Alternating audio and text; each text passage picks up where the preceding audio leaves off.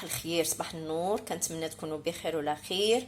الناس اللي عندها الصباح صباحكم مبروك، والناس اللي عندها الليل ومسيه سعيده. حبيت نشارك معكم واحد لو بلا. اغلبيه ديال الوليدات بعدا انا شخصيا بناتي ما كيبغيوش ياكلوا ليا الزنجلان اللي هو السمسم اللي كنقولوا له في الدول العربيه.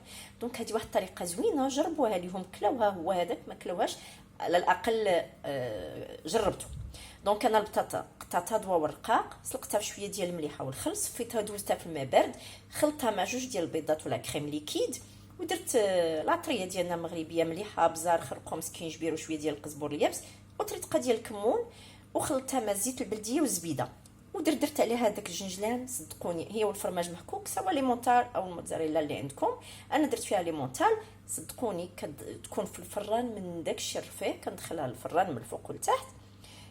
انا بعدا بهذه الطريقه كياكلوها ليا، رغم انهم ما كياكلوش ليا الحلويات اللي فيهم الجنجلان. جربوا لهم هذه الطريقه. اولا سي ان بلا صحي داخل الفران، هو ديك الفريت يوميا، او بعض المرات البطاطا مسلوقه كطلع الوليدات في الراس. هذا البابي دو كويسون انا كنفزقو بشويه ديال الماء، عاد كنحطو، ما كندهنوش نهائيا بالزيت ولا زبيده. جربوا هذا لو بلا لوليداتكم وردوا عليا. كنتمنى لكم صباحكم مبروك، وكنقول لكم مع السلامه الى فيديو تاني ان شاء الله. مع السلامه.